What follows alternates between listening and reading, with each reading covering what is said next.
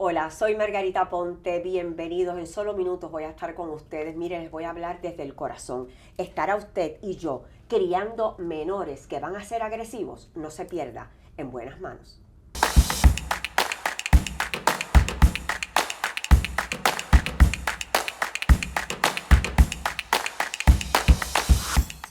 Hola, soy Margarita Ponte, muy buenas noches, bienvenidos todos a este segmento, la conversación que tenemos usted allá en la casa y yo. Acuérdese que usted quizás está en la habitación, en la cocina, en el jardín, quizás usted, mire, estaba viendo televisión y de momento dijo, ay, me acordé, ahora es que viene el segmento ese que Margarita dice en buenas manos.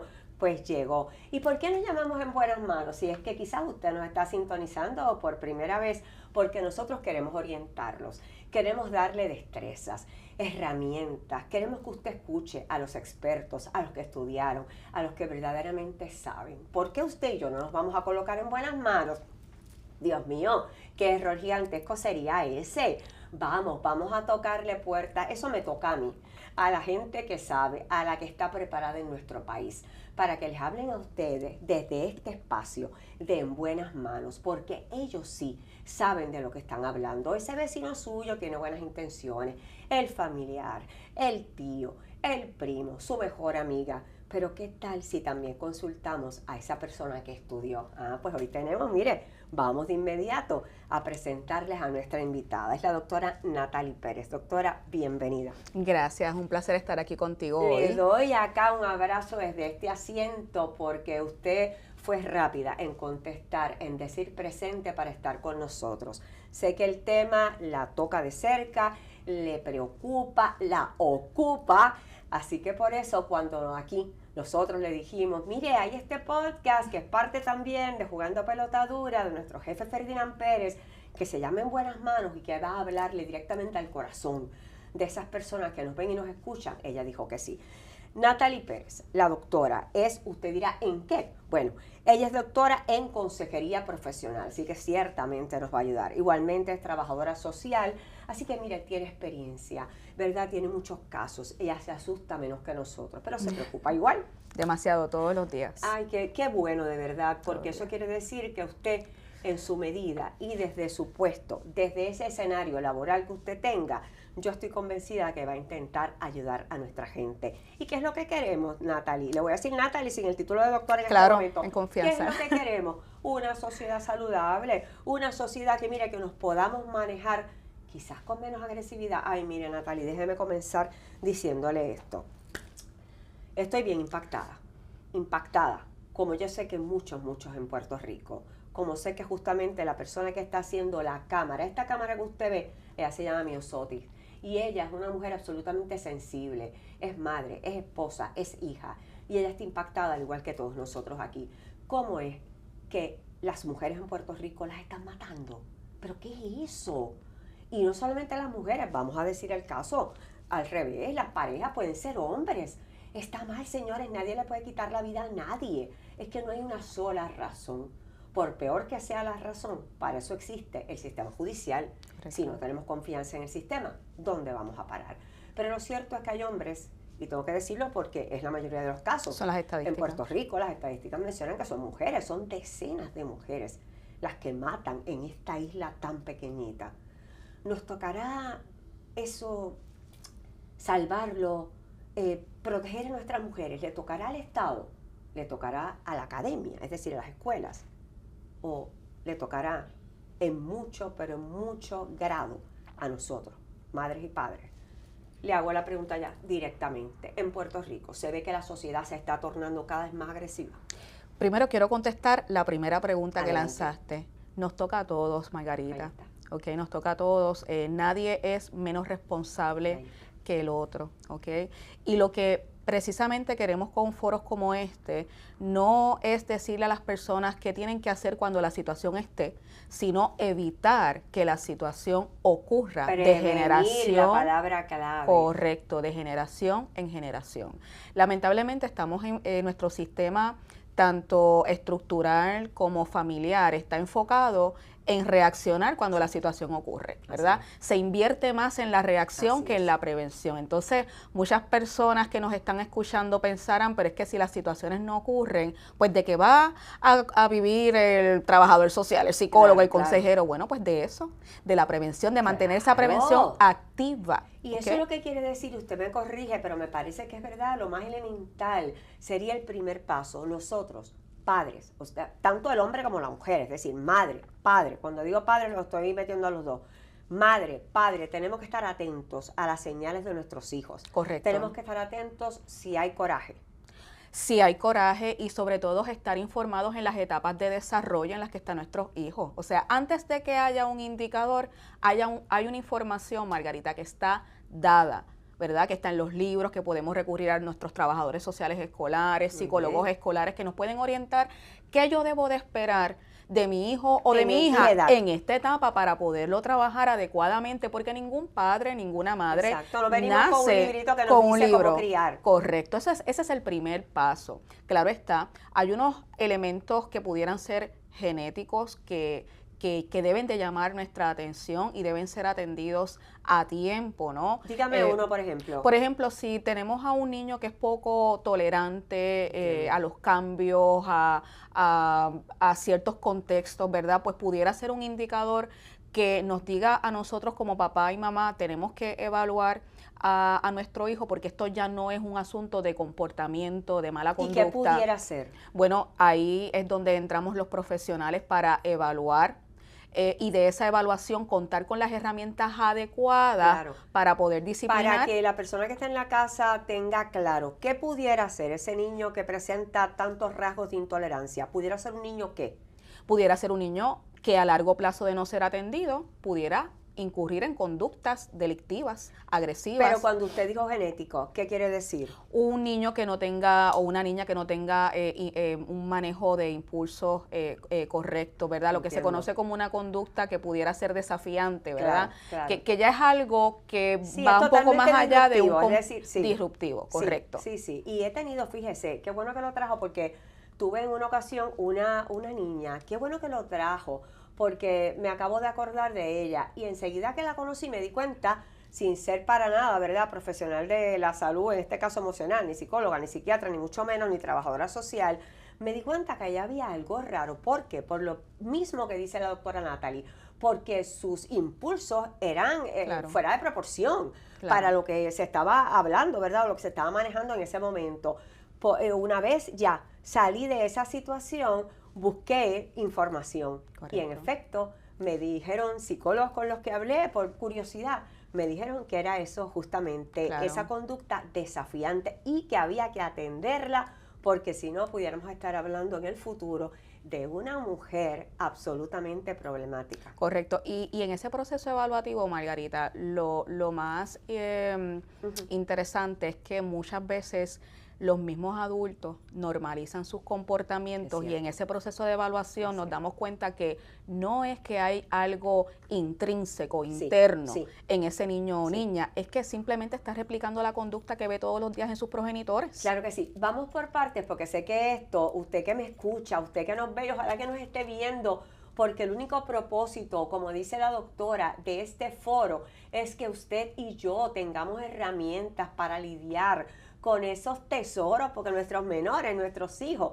nuestros sobrinos, ¿verdad? Esos primitos, esos vecinos pequeñitos que van a las actividades familiares o que se reúnen en el edificio, en el condominio. Nosotros lo que queremos es que sean sanos, no solamente sanos físicamente, claro que hay que atenderlos, sino sanos emocionalmente, correcto, esa salud mental, que puedan manejar las situaciones. Otro caso, aparte ya de lo genético que explicaba la doctora, es ese niñito que vemos retraído, es decir, que está triste, pudiera estar en depresión. Hay unos indicadores que pudieran decirnos a nosotros como adultos que es un niño que pudiera estar experimentando problemas en el hogar. un un adolescente que muchas veces pues pudiera ser un indicador que dentro de la etapa de desarrollo y dentro del contexto donde está frecuentando en su escuela, en su hogar, pues son indicadores que hay que atender, y por eso es que el ojo de ese maestro. Exacto, ahí es que viene la importancia de ponerse en buenas manos. El ojo de ese maestro o de ese especialista es importante, ¿ves? Y no se trata de etiquetar, porque aquí yo no estoy hablando de etiquetaje. Sí, yo también, a mí no me gustan las etiquetas. No, para nada. Yo estoy hablando de que si hay algo que no me parece que está bien, mejor es prevenir que tener que remediar luego. Por ejemplo, si vamos siguiendo su línea de pensamiento, si vamos al entorno de las escuelas, mire qué importante ver si nuestros niños, no solamente digo el maestro, sí, claro que sí, el maestro es el que me va a decir, mira, este niño está haciendo bullying, está acosando, está poniéndole el pie a uno, se está burlando de que uno es gordo, está diciendo que el otro es flaco. Pero usted en su casa también se da cuenta, no nos neguemos. Es como dice Natalie, no se niegue, no trate de normalizar ni la rabia, ni el coraje, ni esa tristeza, ni ese bullying, ese acoso que pudiera estar haciendo su niño, que puede ser ciertamente el mío. Tenemos que afrontarlo, tenemos que buscar ayuda. Le pregunto, usted hablaba, me parece muy interesante, ¿verdad?, que hay que observar el comportamiento según las edades. Vamos a situarnos en este momento en una edad que sean 7 u 8 años. Ahí el niño, ¿cómo usted cree? ¿Usted entiende que ese es el momento para nosotros decirles, mira, querido mío, cuando te bañes, esa toalla mojada no la tiras en la cama, la pones en el baño nuevamente? ¿Esa es una edad?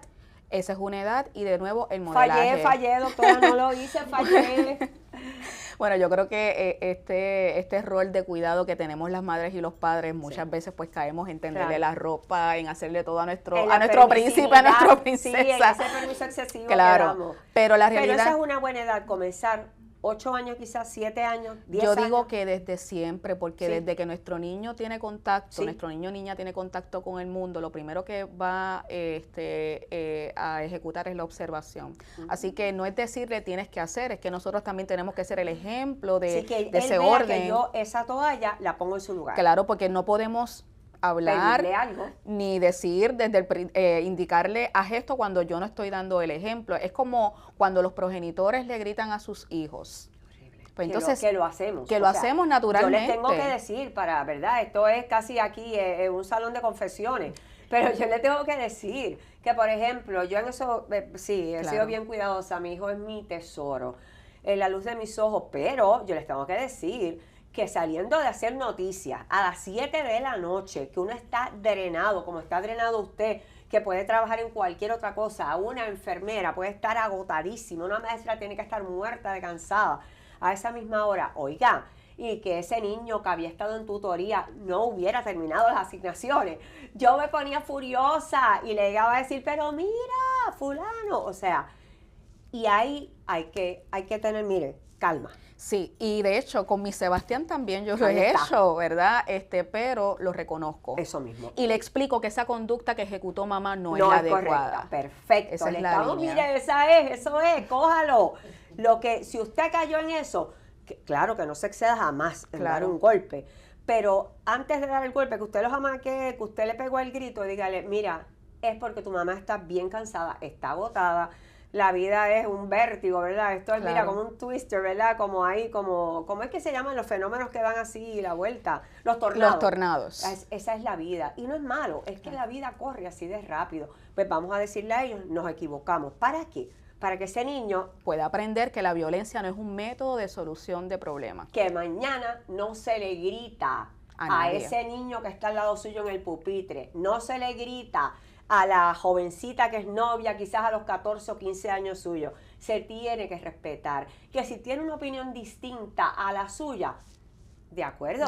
Lo podemos hablar. Que eso yo creo que se ha perdido tanto, ¿verdad? Sí, porque recuerda que está el adulto, la visión está de que el adulto es el que tiene la razón, ¿verdad? Todo centrado en el adulto, y por ahí es donde también comenzamos a errar como directores de ese hogar, comenzamos a errar porque realmente... No decirle, pues esto es así porque yo soy tu mamá. No, esto es así porque tiene una explicación coherente. Me tengo que ir a una pausita muy rápida, pero le pregunto antes de irme, y quizás lo puedo dejar sobre la mesa. ese adolescente, esa jovencita adolescente que se niega a ayudar en las cosas, en las tareas de la casa, también ahí tenemos que poner límites o tenemos que dar premios o ¿cómo hacemos eso? Dígame rapidito antes de seguir. Yo creo que eso empieza desde antes. Desde antes. Pues ustedes, amigos, no se vayan. Regresamos ya en solo minutos hablándole, mire, aquí en buenas manos, y esta vez la conversación es de corazón.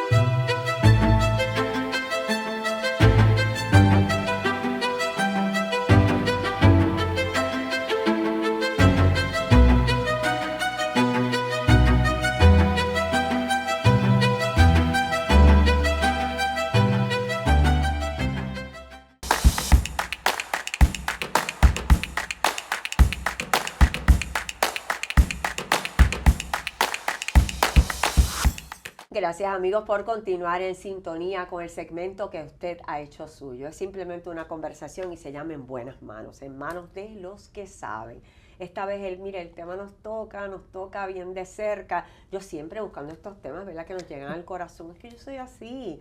Pues mire, esta vez estamos hablando de nuestros menores. Mire, me erizo, porque es que vemos tantos casos. Ustedes de su casa, yo desde el plano de acá, ¿verdad?, como reportera. Estos casos tan difíciles, de tanta agresividad, cuando en Puerto Rico nosotros esperábamos, ¿verdad?, que llegara un fin de semana y hubieran 15 asesinatos, impensable. En Puerto Rico quizás había uno, y esto es cada 3 meses, digamos, ¿verdad?, cuando crecíamos.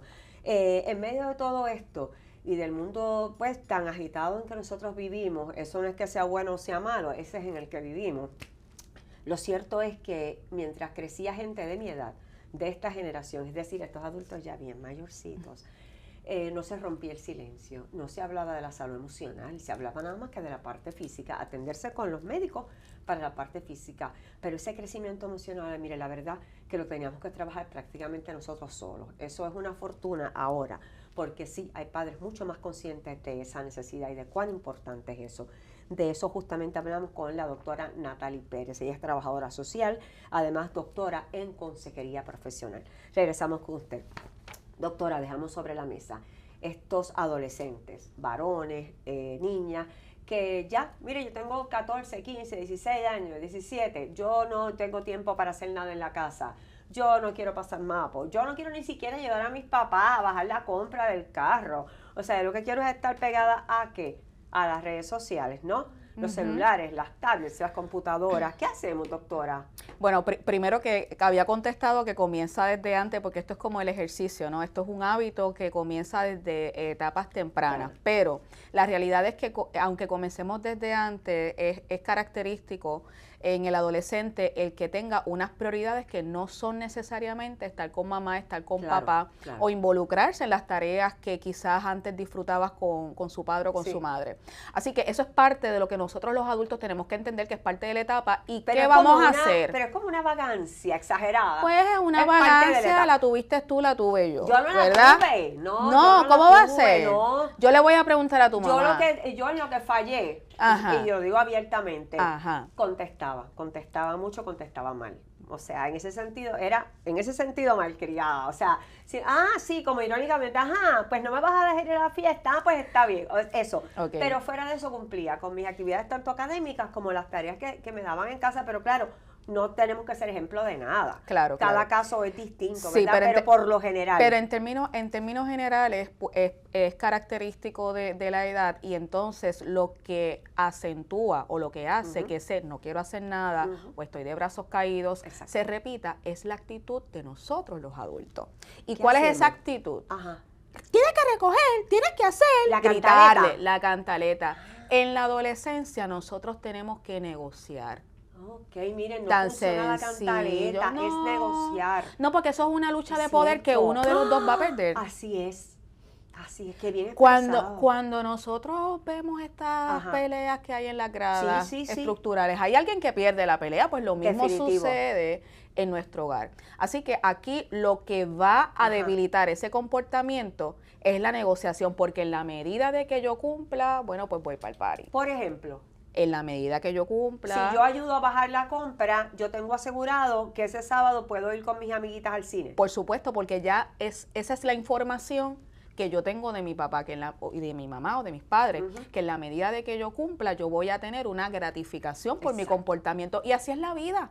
Eso no es un mecanismo exclusivo de los padres hacia los hijos, es que esa es la vida, ¿verdad? En la medida que nosotros actuamos con buenos comportamientos, con una ejecutoria ejemplar, vamos a obtener buenos resultados. Por eso es que tú estás aquí como reportera, yo estoy aquí como profesional, porque nos disciplinamos en unas áreas, ¿verdad? Y la gratificación que tuvimos en ese momento, pues fue el reconocimiento de nuestro esfuerzo constante en nuestras tareas. Pues eso es en todo. Yo le pregunto, doctora, quizás de los casos que usted ha tratado, y obviamente que pueda compartir sin dar nada que sea íntimo, ¿verdad? Que sea confidencial. Quizás, ¿cuál es el caso más difícil que además usted ha dicho, Dios mío, esto me ha impactado? Mira, Margarita, los casos que a mí me impactan muchísimo son los que yo atiendo en el contexto de divorcio. ¿Ok? Porque ahí es donde los adultos están en una lucha de poder, donde piensan que como mi hijo está bien conmigo y está mal con la madre o viceversa, mi hijo está en buenas manos. Y lo que estamos creando es un futuro hombre o mujer que maltrata, que no tiene respeto hacia ciertos contextos y que entiende que la lucha de poder negativa, porque el poder también es positivo, ¿verdad? Dependiendo cómo lo utilicemos, es lo que me va a traer resultados. Pero entonces ahí, las personas que hay que atender más desde el punto de vista suyo, profesional, son los padres. Bueno, o sea, tenemos que decirle, dejen ustedes de pelear porque no están ayudando a este menor. Sí, correcto. Pero también tenemos que trabajar con un niño o con una niña, muchas veces en la etapa de la adolescencia, que está totalmente marcado o marcada. Por ese divorcio. Claro. Por esa separación. No tanto por la separación, sino por el manejo después de la separación que tienen estos progenitores, porque también tengo casos donde me presentan a este joven que tiene X o Y problemas y son los progenitores más unidos del mundo, ¿verdad? Y el problema es un asunto muy aparte de la separación. Claro. Si volvemos al caso de los divorcios y la separación, que hay tanto, por eso me gustaría entonces que lo tocara. ¿Cómo usted lo maneja? ¿Qué le dice a este menor? Tanto mamá y papá te van a seguir queriendo, eso es lo que siempre he escuchado, ¿no? Claro, eso es parte de la dinámica, pero es mucho más. Es mucho más que le digo al niño, ¿verdad? Es como primero trabajar con esos progenitores, como luego de trabajar con esos progenitores, pues trabajar individualmente con los niños, pero es bien cuesta arriba porque yo puedo estar trabajando, interviniendo a nivel terapéutico con esta familia, pero estas familias muchas veces están en los tribunales, donde se dilucidan otros asuntos donde yo no tengo control y lamentablemente el proceso terapéutico en muchas ocasiones es afectado. Pero es bueno que sepamos todo eso, ¿verdad? Porque así no caminamos sobre arena movediza. Sabemos más, ¿verdad?, cuál es el terreno sobre el cual estamos pisando. Correcto. Y vamos a tratar de buscar que sea un terreno firme. Nosotros hemos estado hablando mucho de la responsabilidad, del compromiso de papá y mamá con sus hijas y sus hijos. Pero sabemos, estamos conscientes y créame que los periodistas del país una y otra vez tratamos, ¿verdad?, de que el Estado esté consciente de su responsabilidad, de lo que le toca a ese Departamento de Educación, de lo que debería haber en un currículo escolar que no hay. Quizás, y por favor académicos, no es un sobresalto para ustedes, tranquilos. Pero quizás no tenía yo que coger tantas clases que siempre sacaba F de matemática ya complicada, que si el álgebra, que si la trigonometría, cuando quizás era más beneficioso, es decir, Claro. llevaría más la ecuación al bienestar de nosotros esos adolescentes en primer año de escuela superior y en segunda, si hubiéramos tenido Correcto. una clase de respeto. Una clase, póngale el nombre que usted quiera para que la gente no piense que tiene que ver con sexo y que se va a estar hablando de cosas tabú. No. Lo que queremos es que ese niño y esa niña se respeten, entiendan que las opiniones pueden ser distintas, pueden ser divergentes y que eso no nos hace ni más poderosos, para usar su palabra, ni menos poderosos. Nos hace humanos, Correcto. nos hace más sensibles, nos hace más tolerantes. ¿Qué se le pide al Departamento de Educación? Pues mira, antes de decirte qué se le pide al Departamento de Educación, yo quiero enfatizar en lo siguiente.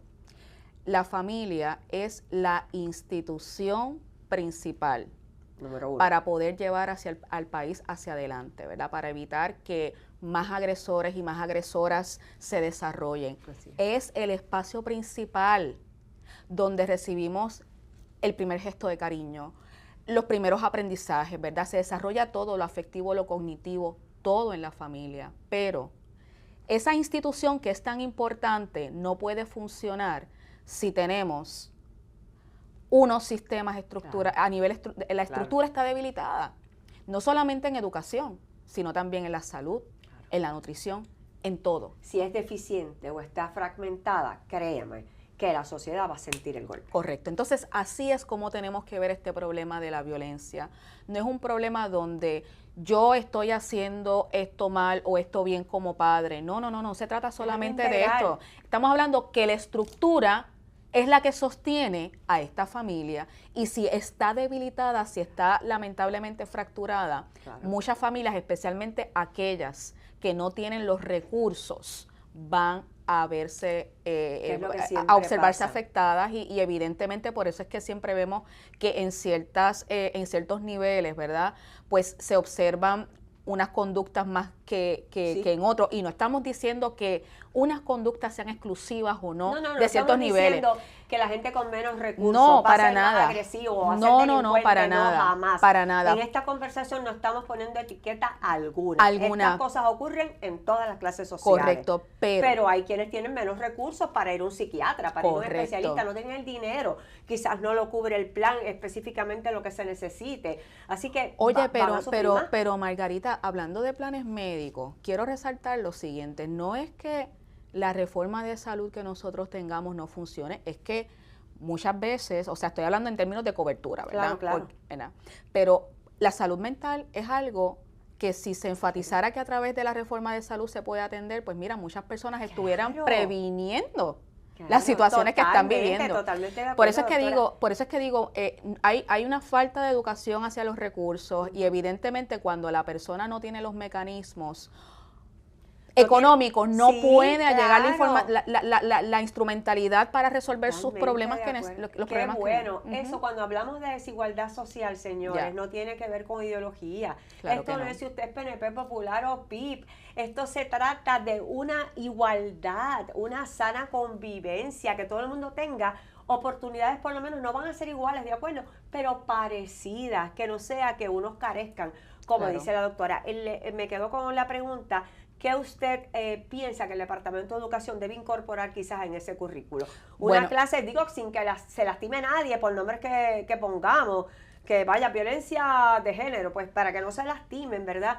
Puede ser una clase simplemente de respeto, de igualdad. Bueno, no es una clase, es un currículo completo Pero que, yo les digo- que condicione a esos niños y niñas a prácticas iguales. Claro. ¿ok?